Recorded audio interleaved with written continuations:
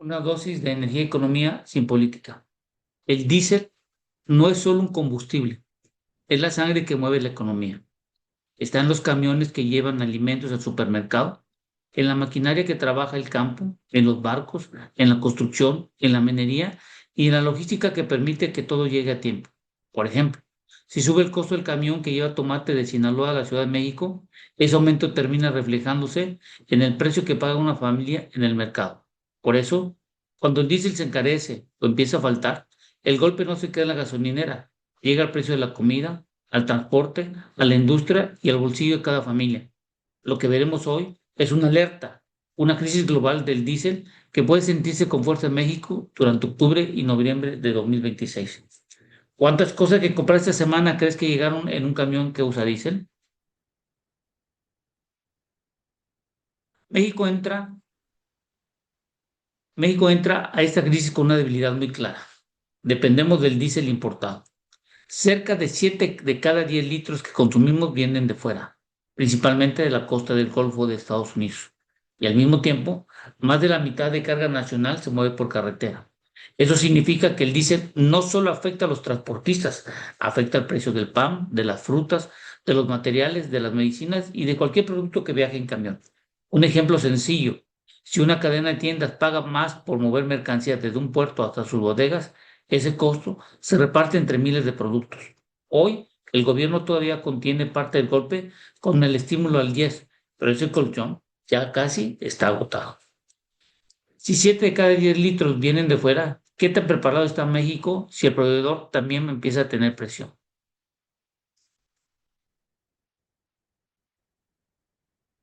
México es uno de los países más vulnerables de América Latina porque combina tres factores peligrosos. Importa mucho diésel, refina menos del que necesita y mueve su economía principalmente por carretera. Cada peso adicional en el litro se convierte en presión sobre fletes, alimentos, campo, pesca, manufactura y construcción. En el campo, por ejemplo, el diésel mueve tractores, bombas de riego, cosechadoras y transporte de productos. Si ese costo sube, puede subir también el costo de producir maíz, limón, aguacate, carne. El JET puede suavizar el golpe por unas semanas, pero no puede borrar el costo real. Si el mercado internacional sigue presionando, el país se enfrentará a una decisión incómoda: pagar la crisis con dinero público o trasladárselo al consumidor. Escenario del precio tope. Congelar el precio puede dar tranquilidad por unos días, pero no elimina la crisis. Si el diésel internacional cuesta más y en México se vende a un precio tope, la diferencia la paga alguien. Es como cuando una tienda mantiene el precio de un producto, aunque su proveedor ya se lo vende más caro, por un tiempo absorbe la pérdida, pero tarde o temprano tiene que subir los precios, reducir compras o dejar de vender. En el caso del diésel, la diferencia la paga el gobierno con subsidios, la paga Pemex con presión financiera o la paga el mercado con menos importaciones y riesgos de desabasto. Para el consumidor parece alivio, para el país puede convertirse en una factura más grande, menos recaudación, más deuda, menos inversión o filas si el producto empieza a escasear. ¿Preferimos ver el aumento en el precio hoy o pagarlo después con subsidios, deuda menor o menor disponibilidad? El JEF funciona como un colchón, pero ese colchón ya está casi aplastado. El gobierno ya absorbe una parte importante del costo por litro y solo queda un margen pequeño antes de que el apoyo deje de ser descuento fiscal y se convierta en un subsidio directo. Para imaginarlo, pensemos que una familia que usa sus ahorros para que no se note el aumento de la luz o la gasolina.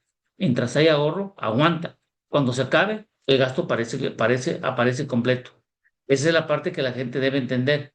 Si México no produce suficiente diésel, cada litro que falte tendrá que comprarse en el peor momento del mercado. Y cuando se compra caro afuera, alguien lo paga adentro: el gobierno, las empresas o las familias. ¿Cuánto colchón fiscal se agota? ¿Quién termina pagando la diferencia? ¿El gobierno, la empresa o todos nosotros? Esta crisis no empezó en la bomba de una gasolinera. Empezó cuando una de las rutas energéticas más importantes del planeta se cerró de facto. Al caer el tránsito por el estrecho de Hormuz, el mundo perdió acceso a grandes volúmenes de crudo y de combustibles refinados. Los países liberaron reservas buscaron rutas alternas y voltearon a nuevos proveedores, pero el mercado había recibido el golpe. Desde ese momento, cada comprador empezó a competir por menos diésel disponible. Hormuz parece un punto pequeño en el mapa, pero es uno de los cuellos de botella más importantes del mundo. Para ahí no solo pasa petróleo crudo, también salen combustibles ya refinados como el diésel, turbocina, gas licuado de petróleo y nafta. Es parecido a que se cierre el único puente de salida de una zona industrial. Las fábricas pueden tener producto listo, pero si no pueden salir, el cliente no lo recibe. Y aquí está el problema. Los ductos alternativos pueden mover parte del crudo, pero no sustituye la salida marítima del diésel terminado. Si el producto refinado no sale, los camiones, aviones, industrias y hogares del mundo compiten por menos combustible. Si se cierra una ruta por donde sale una parte clave del combustible mundial, ¿qué creen que pase primero? ¿Sube el precio o empieza la escasez? Es una crisis normal.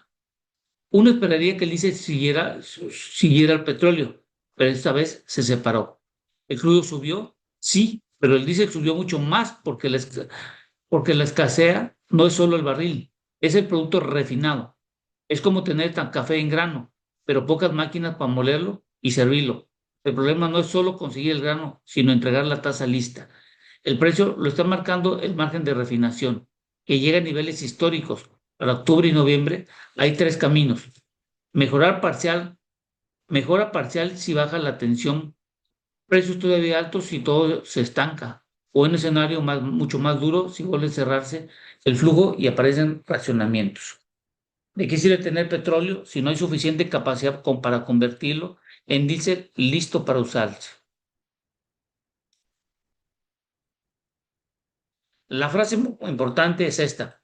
El problema no es solo el petróleo, es el diésel disponible. Cuando el margen de refinación pasa de una manda normal de 15 a 20 dólares por barril a más de 100 dólares, el mercado está diciendo que falta producto. Ese precio viene mezclado, la escasez, el riesgo de guerra, los seguros, el flete, los inventarios bajos y la falta de capacidad para convertir crudo combustible listo para usarse.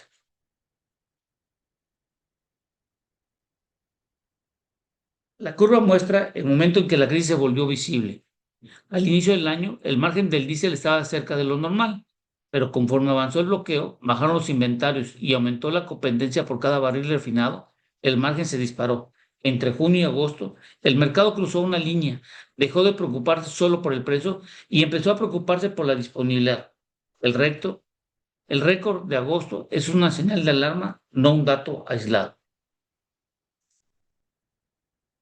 El mundo está enfrentando esta crisis con inventarios bajos y refinerías exigiendo al máximo. Eso es el cómo manejar sin llanta de refacción. Mientras todo funciona, parece suficiente, pero ante cualquier falla no hay margen para responder. Otro ejemplo, si una tienda normalmente guarda mercancía para varios días, puede aguantar retrasos, pero si bebe el día y el camión no llega, los anaqueles se vacían rápido. En Estados Unidos, los inventarios destilados están a niveles muy bajos para la temporada. Y si el principal proveedor de emergencia también empieza a quedarse sin control, el precio sube más rápido y el riesgo de faltantes aumenta. En una emergencia, ¿qué país resiste mejor? ¿El que tiene reservas o el que compra justo cuando todos están comprando? Sí existen rutas alternativas, pero no alcanzan. Aunque todos los ductos operan al máximo, no pueden reemplazarse todo lo que normalmente pasa por Hormuz. Y además hay una diferencia clave. Muchos ductos mueven crudo, no diésel terminado. Es como tener harina, pero no pan listo para vender. El mundo puede mover el petróleo, pero sigue sin resolver el faltante de combustible que ya necesitan los consumidores. Cada litro del diésel trae escondido un costo que casi nadie ve, el costo de moverlo y asegurarlo. Cuando una ruta marítima se vuelve peligrosa, las aseguradoras cobran más, los barcos piden más dinero y algunos operadores simplemente no quieren cruzar. Es como enviar un paquete por una zona de alto riesgo. El envío cuesta más, tarda más y puede haber menos empresas dispuestas a hacerlo. Ese sobrecosto termina dentro del precio final y por eso, aunque el estrecho vuelva a abrir, La crisis no desaparecerá al día siguiente. Los seguros y fletes pueden tardar meses en normalizarse. Los gobiernos ya movieron sus palancas de emergencia, pero esas palancas no resuelven todo. Liberar reservas ayuda si el problema es crudo, pero si falta la capacidad para refinar o si el diésel no puede salir de la región, el alivio es limitado. La OPEP puede hablar de más producción, pero muchos de estos barriles están del lado equivocado, estrecho. La realidad es dura, pero tener petróleo no significa tener diésel disponible.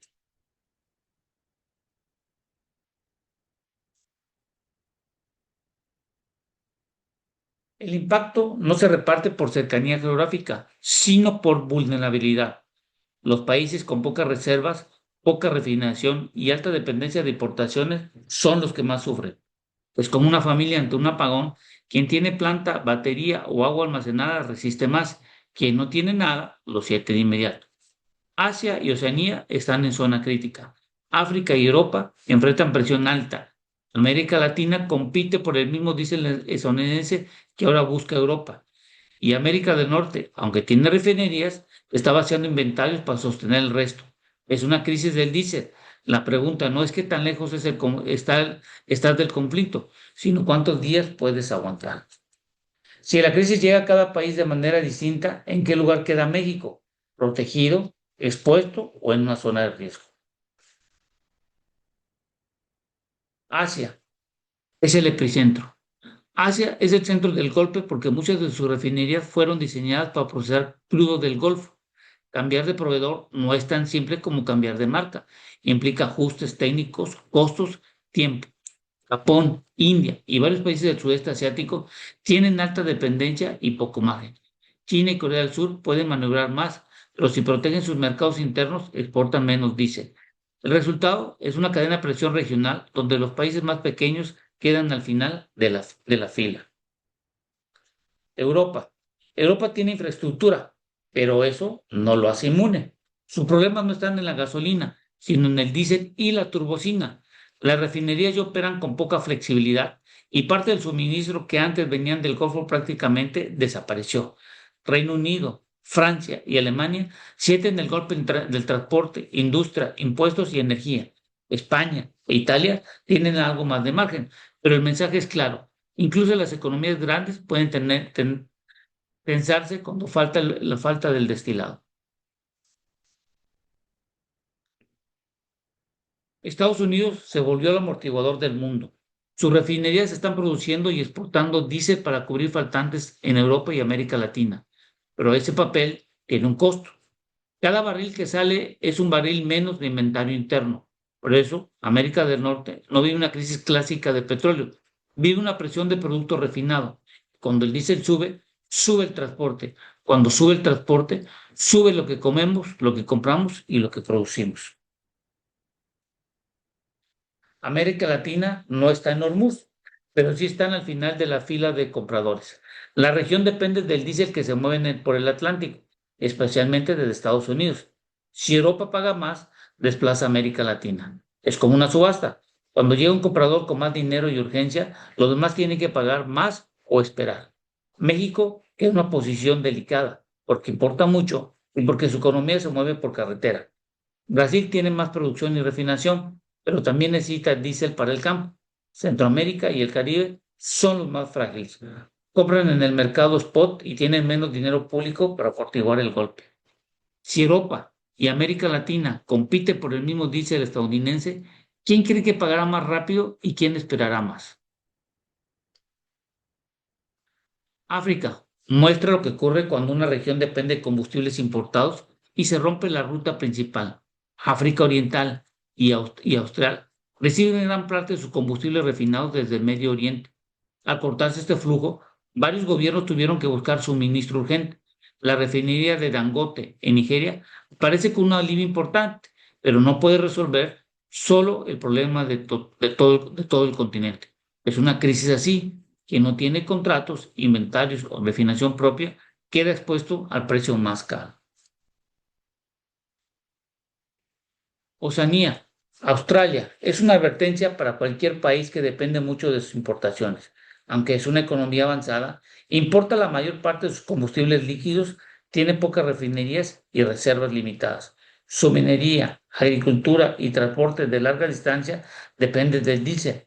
Si el suministro se corta o se encarece demasiado, el problema deja de ser energético y se vuelve económico. Producción más cara, cadenas de suministro tensas y riesgo real de racionamiento. Octubre y noviembre son el momento más delicado porque todo se junta al mismo tiempo. Sube la demanda de calefacción en el hemisferio norte. Varias refinerías paran por mantenimiento. La OPEP más queda bajo presión para entregar barriles reales y la demanda global empieza a recuperarse.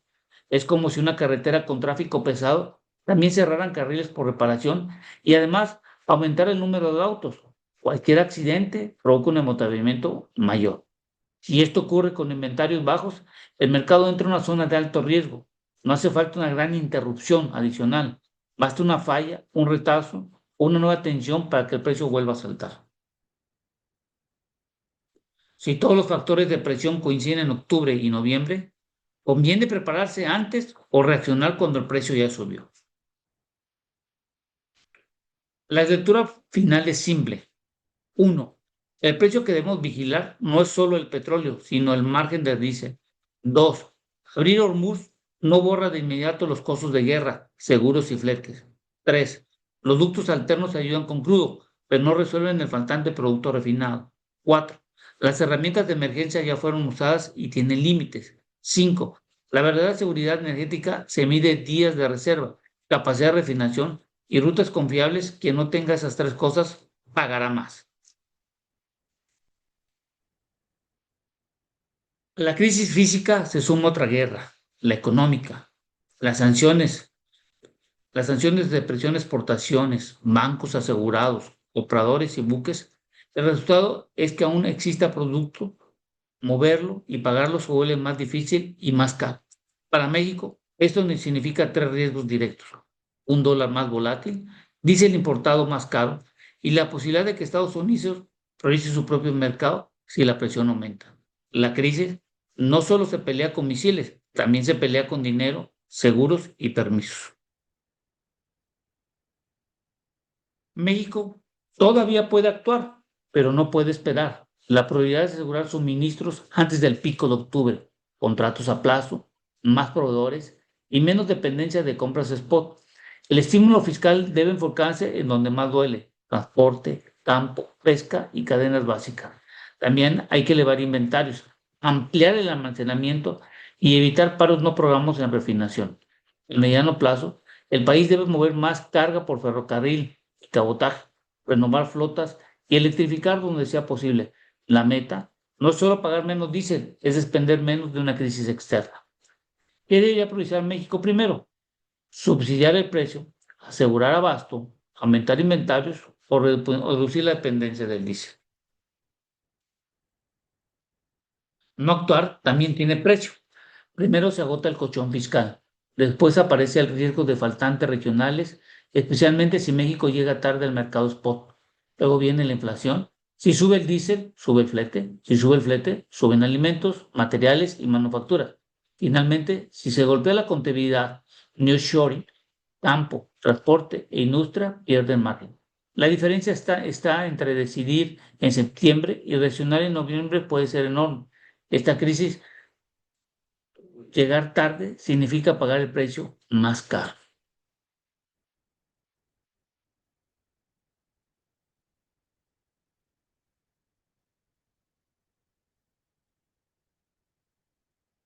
El mensaje final es claro.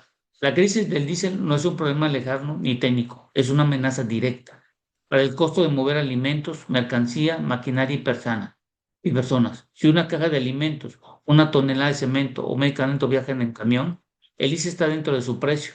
La seguridad energética no se mide solo en tener petróleo, se mide en poder convertirlo en combustible, almacenarlo, transportar y pagarlo a tiempo. Cuando falta diésel, se carece mover el mundo. Cuando mover el mundo cuesta más, todos lo sentimos.